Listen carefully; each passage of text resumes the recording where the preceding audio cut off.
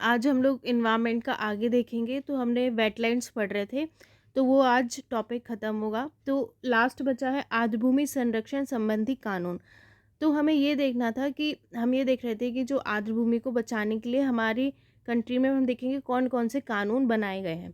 तो देखिए, हमारा जो संविधान है, कॉन्स्टिट्यूशन है, उसमें भी दिया गया है कि आर्टिकल 51 का यानी 51A के खंड 6 यानी जी जो है, जी पार्ट उसमें दिया है। यह बताया गया है कि भारत के प्रत्येक नागरिक का ये कर्तव्य होगा कि वह प्राकृतिक पर्यावरण की, जिसके अंतर्गत वन, झील, नदी और वन्यजीव हैं, रक्षा करें और उनका संवर्धन करें तथा प्राणिमात्र के प्रति दया भाव रखें।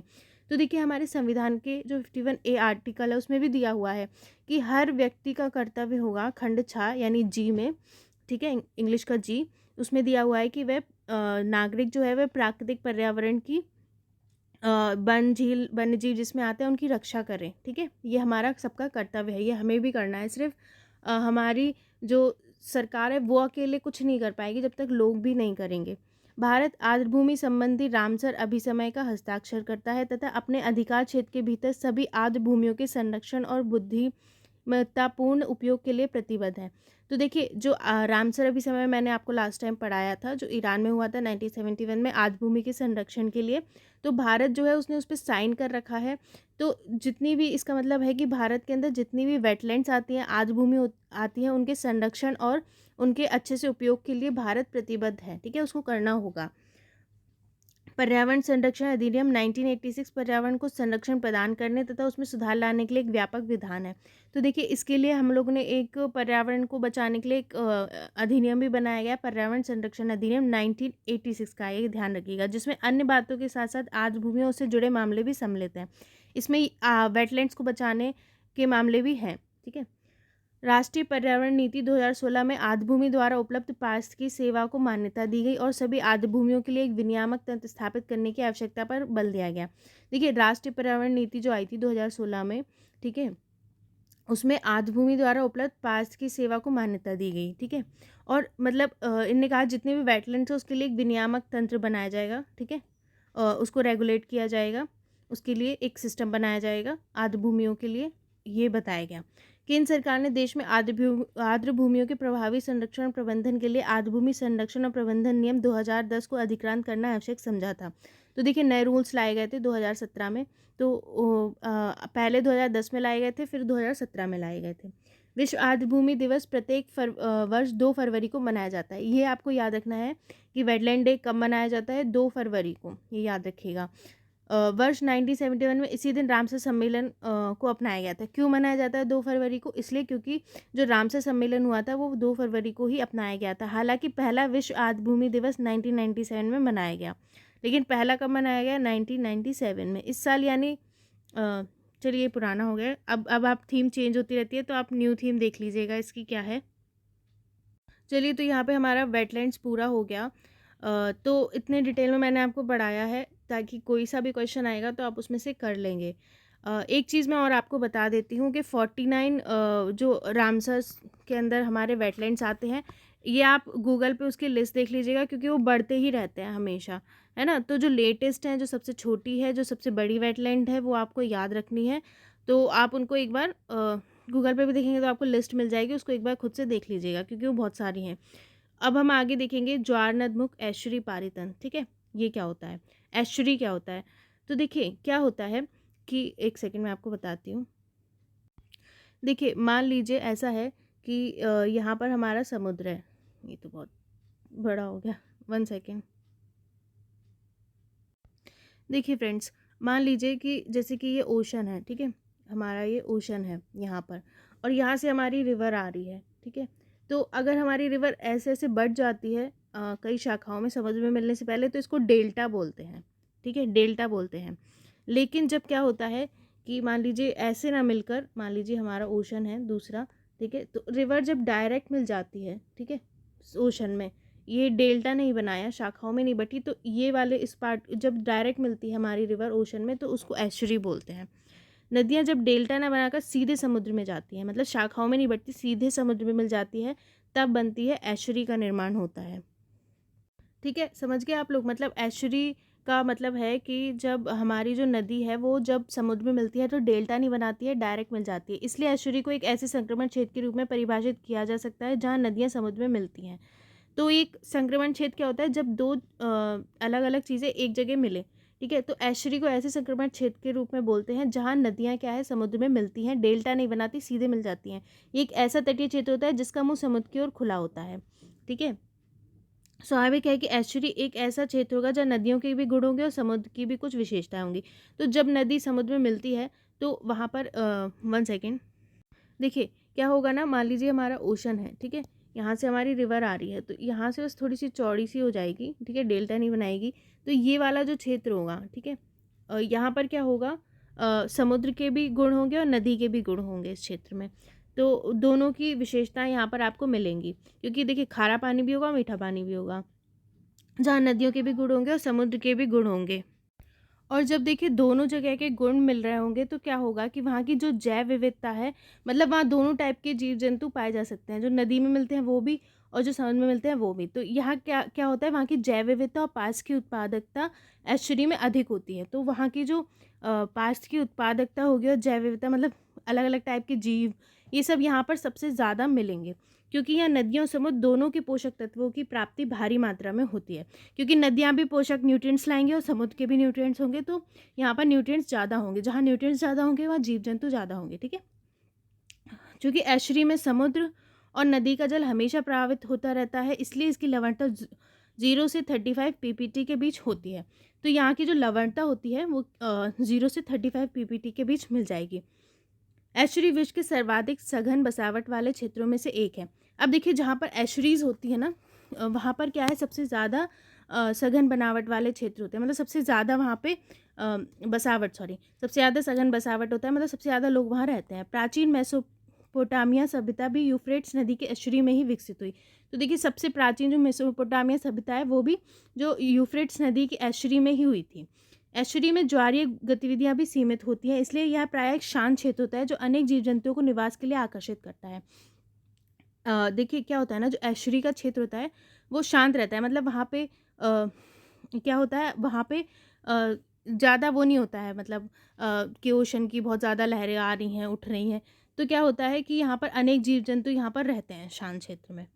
यहाँ पर ज्वारीय गतिविधियाँ नहीं होती, ठीक है, एकदम पानी उठना, कम होना, वो शांत क्षेत्र रहता है।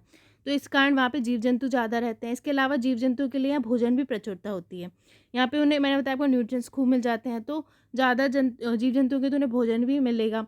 एक लैगून, खाड़ी या पत्थर हार्बर भी एस्चुरी के अंतर्गत रखे जा सकते हैं, ठीक है। लैगून खाड़ी क्या होता है, जहाँ पर ओशन के पास, मतलब आप देखा होगा लैंड होगी है ना, 3 तरफ, एक तरफ उसमें पानी होगा तो लैगून खाड़ी बन जाती है, या फिर पत्थर पोर्ट्स जो होते हैं वो भी एस्चुरी के अंतर्गत रखे जा सकते हैं। एस्चुरी केवल कुछ जीव जंतु या पौधों का आवास स्थल ही नहीं है, बल्कि ये प्रदूषण को भी नियंत्रित करता है, ठीक है, ये पॉल्यूशन को भी नियंत्रित करता है। एस्चुरी की दलदली भूमि और पौधे नदियों द्वारा लाए गए अवसादों और प्रदूषकों को अवशोषित कर जल को स्वच्छ बनाते हैं।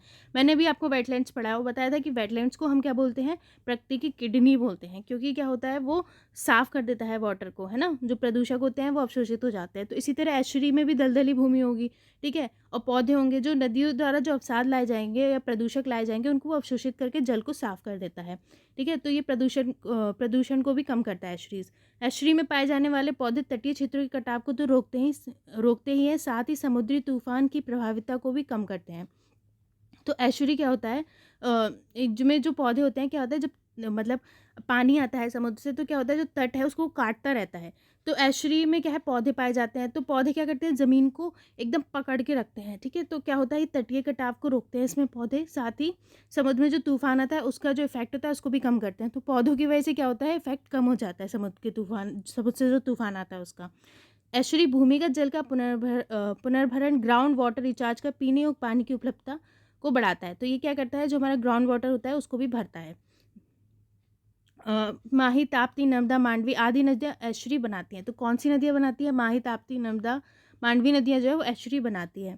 तो ये हमारा हो गया, आपको पता चल गया एस्चुरी क्या होता है। जब नदियाँ डेल्टा नहीं बनाती, सीधे समुद्र में मिलती है, तो उसको एस्चुरी बोलते हैं।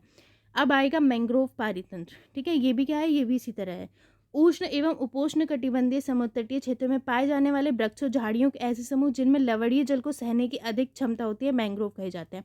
देखिए क्या होता है ना कि बहुत से पौधे ज़्यादा लवणता नहीं सह सकते, है ना? खारापन जो होता है, खारा पानी, है ना? तो लेकिन मैंग्रोव जो होते हैं वो क्या होते हैं, वो जो खारा जल होता है उसको सह लेते हैं। तो ये कहाँ पाए जाते हैं? उष्ण या उपोष्ण कटिबंधीय क्षेत्र में, समुद्र के तट के पास क्षेत्रों में पाए जाने वाले ऐसे वृक्ष या झाड़ी, मतलब ऐसे वृक्ष जो क्या है लवणता सहन कर लेते हैं, उन्हें मैंग्रोव कहते हैं। मैंग्रोव मूलतः स्थानीय पौधे ही होते हैं जो एस्चुरी, डेल्टा, खाड़ी, द्वीपों आदि पर पाए जाते हैं। तो देखिए मैंने आपको एस्चुरी पढ़ाया क्या होता है, तो ये मैंग्रोव ऐसे पौधे होते हैं जो एस्चुरी, डेल्टा या खाड़ी या द्वीपों ऐसी जगह पाए जाते हैं जहाँ लवणीय जल होता है। जल जमाव के क्षेत्रों में भी ये अन्य स्थलीय पौधों के विपरीत अनुकूलता प्रदर्शित करते हैं। अगर देखिए कहीं पर जल भर जाता है, जमाव हो जाता है, तो दूसरे पौधे क्या है, मर जाएंगे, लेकिन ये क्या है, अनुकूलता प्रदर्शित करते हैं, ये जिंदा रहते हैं। मैंग्रोव पौधे खारे जल से लवण को अलग कर ताजे जल को अवशोषित करते हैं। तो ये कैसे जिंदा रहते हैं, ये क्या करते हैं, जो खारा पानी होता है उससे लवण को अलग कर देते हैं, ठीक है, और जो फ्रेश वाटर बचता है उसको अवशोषित करते हैं। फिर भी कुछ लवण जो पौधों में प्रवेश कर जाते हैं वे पत्तियों के माध्यम से उत्सर्जित हो जाते हैं, ठीक है। अगर मान लीजिए कुछ लवण उनमें प्रवेश भी कर गया पेड़ पौधों में, तो क्या है, जो पत्तियां हैं उनको हटा देंगी, ठीक है, कर दिए जाते हैं। अब देखिए मैंग्रोव पौधे अपनी कुछ जड़ों को कीचड़ या पानी से बाहर निकालकर प्रतिकूल परिस्थितियों में भी श्वसन कर सकते हैं। मतलब इनमें ऐसे कुछ पौधे ऐसे भी होते हैं जो क्या है, अपनी जड़ों को, जैसे मान ली कीचड़ है, उससे बाहर निकाल लेते हैं, और प्रतिकूल परिस्थितियों में भी मतलब श्वसन कर सकते हैं, मतलब सांस ले सकते हैं, पेड़ भी सांस लेते हैं। इन जड़ों को न्यूमेटोफोर्स कहते हैं, ठीक है, ऐसी जड़ों को। मैंग्रोव पौधे समांतर जरायुज होते हैं, अर्थात बीज से पौधे के विकास की प्रक्रिया उसी पौधे में संपन्न हो जाती है, क्योंकि बीज अलग खारे जल में गिरेंगे तो नष्ट हो जाएंगे। तो देखिए जरायुज होते हैं, इसका मतलब क्या होता है कि जो बीज होते हैं अगर वो खारे पानी में गिरेंगे तो बेकार हो जाएंगे। तो क्या है, बीज से पौधे के विकास की प्रक्रिया उसी पौधे में संपन्न हो जाती है, मतलब उसी पौधे में बीज होगा, बीज से पौधे का विकास हो जाएगा। पौधे मैंग्रोव पौधे की जड़ें उनकी मुख्य शाखाओं से भी निकलती हैं, जिन्हें स्टिल रूट्स कहते हैं, जड़, ठीक है। तो क्या होता है, जो मैंग्रोव पौधे की जो जड़ें हैं वो उनकी शाखाओं से निकलती है, ठीक है, जिसे स्टिल रूट्स कहते हैं। मतलब ये देखिए बाकी पौधों से कुछ अलग सिस्टम है ना, इसलिए मतलब ये मैंग्रोव्स बोलते हैं इनको। समानता ये जमीन के ऊपर होती है, मतलब जिनकी जड़ें हैं वो जमीन के ऊपर होती हैं। इस तरह एक जटिल मजबूत जड़तंत्र मैंग्रोव को स्थायित्व प्रदान करता है। तो इनका जो जड़तंत्र है वो एक जटिल और मजबूत जड़तंत्र है जो इनमें स्टेबिलिटी लाता है, अर्थात ये पौधों को नीचे गिरने और साथ ही जमीन पर फैले पोषक तत्वों को भी ग्रहण करता है। ठीक है, ये जड़ें ज्वार की प्रभाविता को कम कर पौधों और तटीय जीवों की सुरक्षा प्रदान करती है। अब देखिए मैंने आपको बताया ज्वार में क्या होता है, एकदम पानी चढ़ता है उतरता है तेजी से, तो क्या होता है कि जब ये पौधे होंगे तो इनसे टकरा जाएगा ना, तो उसकी प्रभाविता को कम करेगा ज्वार की, ठीक है, और जो तटीय जीव होंगे उनकी भी सुरक्षा करेगा। ठीक है, मैंग्रोव वन की संपूर्ण संरचना और क्रियाविधियों ने विषम परिस्थितियों में रहने के अनुकूल बनाती है। तो मतलब इसकी ऐसी संरचना है कि उसको जो है वो विषम परिस्थितियों में भी रह सकता है। मैंग्रोव पौधों को पास की उत्पादकता कार्बनिक पदार्थों के उत्पादन की दर ये क्या लिखा है, घास व समुद्री पारितन से भी अधिक होती है। तो मैंग्रोव वनों की जो पास की उत्पादकता होती है वो क्या है, मतलब पास की उत्पादकता का मतलब कार्बनिक पदार्थों के उत्पादन की जो दर होती है वो घास और समुद्री पारितन से भी ज़्यादा होती है। मैंग्रोव वन एस्चुरी के साथ साथ कुछ डेल्टाई क्षेत्र और द्वीपों पर भी पाए जाते हैं। सिर्फ एस्चुरी में नहीं, जैसे डेल्टा क्षेत्र होता है वहाँ पर भी ऐसा होता है, द्वीपों पर भी ये पाए जाते हैं। भारत में सुंदरवन विश्व का सबसे विस्तृत मैंग्रोव है। तो भारत में सुंदरवन बहुत बड़ा मैंग्रोव का क्षेत्र है, आपको पता होगा। ओडिशा का भीतरकनिका मैंग्रोव भी काफ़ी विस्तृत है। तो कहाँ कहाँ पर, ओडिशा में भीतरकनिका और भारत में कहाँ है, सुंदरवन में, ठीक है। ये मैंग्रोव बहुत सारे जीव जंतुओं के आवास और प्रजनन स्थल है। तो यहाँ पर क्या होता है, बहुत सारे जीव जंतु पाए जाते हैं। पूर्वी तट पर सुंदरबन और भीतरकनिका के अलावा कृष्णा गोदावरी डेल्टाई क्षेत्र और कावेरी डेल्टाई क्षेत्र में, जबकि पश्चिमी तट पर केरल और गुजरात के तटीय क्षेत्रों में मैंग्रोव वन पाए जाते हैं। तो देखिए हमारा जो भारत है उसमें पूर्व की तरफ कहाँ, सुंदरबन, ठीक है, पश्चिम बंगाल भीतरकनिका उड़ीसा में, ठीक है, कृष्णा गोदावरी डेल्टाई क्षेत्र जो है और कावेरी डेल्टाई क्षेत्र में पाए जाते हैं, और पश्चिम की तरफ केरल और गुजरात के तटीय क्षेत्र में मैंग्रोव पाए जाते हैं। एस्चुरी क्षेत्र में पाए जाने वाले अधिकांश पौधे मैंग्रोव ही होते हैं। मैंने भी आपको एस्चुरी पढ़ाया, तो वहाँ पर जितने पौधे पाए जाते हैं वो मैंग्रोव ही होते हैं। इसलिए एस्चुरी क्षेत्र में पौधों से जितना लाभ प्राप्त होता है वे वास्तव में मैंग्रोव से मिलने वाले लाभ ही हैं। तो ये मैंने आपको पढ़ाया कि एस्चुरी के बेनिफिट्स पढ़ाए, तो वो क्या है, मैंग्रोव जो वहाँ पे पौधे होते हैं उनसे जो बेनिफिट मिलता है वो ही है। इसके अलावा मैंग्रोव वनों से लकड़ियाँ, औषधीय पौधे, कुछ खाने योग्य वस्तुएं भी प्राप्त होती हैं। तो देखिए अब मैंग्रोव पौधे हैं तो वहाँ से हमें लकड़ी, औषधि, ये सब तो मिल ही जाएगा। ठीक है। मैंग्रोव वन समुद्री तूफानों जैसे सुनामी, हरिकेन आदि की प्रभाविता कम कर तटीय क्षेत्र के लोगों की रक्षा करते हैं। ठीक है। अब देखिए, मान लीजिए अगर कोई पेड़ पौधा नहीं है, एकदम से समुद्र से तूफान आता है तो सीधे वो घुस जाएगा ना। अब पेड़ पौधे होंगे वहाँ पे ज़्यादा तो वो उनसे टकराएगा। तो क्या है, जब सुनामी आती है, हरिकेन आती है, तो उसकी प्रभाविता को ये कम करते हैं मैंग्रोव वन। और जो तट में लोग रहते हैं उनकी रक्षा करते हैं। इस प्रकार ये एक प्राकृतिक रक्षक है। इसके अलावा ये तटीय मृदा अपरदन को भी रोकते हैं। मैंने आपको बताया जो पेड़ होते हैं वो क्या है, मिट्टी को पकड़ के रखते हैं। तो क्या होता है, जो मृदा अपरदन को ये रोकते हैं, मिट्टी के कटाव को, और ये प्राकृतिक रक्षक हैं। मैंग्रोव केवल उष्ण और उपोष्ण क्षेत्रों में ही पाए जाते हैं, क्योंकि अति ठंडे जल में ये अपने आप को अनुकूलित नहीं कर पाते। देखिए, उष्ण या उपोष्ण क्षेत्र में पाए जाते हैं, ठीक है, इक्वेटर के आसपास। क्योंकि क्या होता है, वहाँ पर ये बहुत ज़्यादा ठंडा पानी होगा तो ये नहीं रह पाएंगे। आजकल मानवीय गतिविधियों के कारण मैंग्रोव का ह्रास हो रहा है, जो गंभीर पर्यावरणीय संकट का कारण बन सकता है। अब देखिए, इंसान तो हर जगह बर्बादी कर रहा है, तो क्या है, ये मैंग्रोव का भी ह्रास कर रहा है, जिसके कारण बहुत ज़्यादा पर्यावरणीय संकट आएगा। देखिए, मिट्टी के कटाव को रोक रहे हैं तो मिट्टी कटेगी, ठीक है। तूफान आएंगे तो नहीं रुकेंगे, मतलब काफ़ी सारा, और वहाँ पे जीव जंतु मर जाएंगे, तो काफ़ी ज़्यादा ये नुकसान होगा इसका, इन गतिविधियों।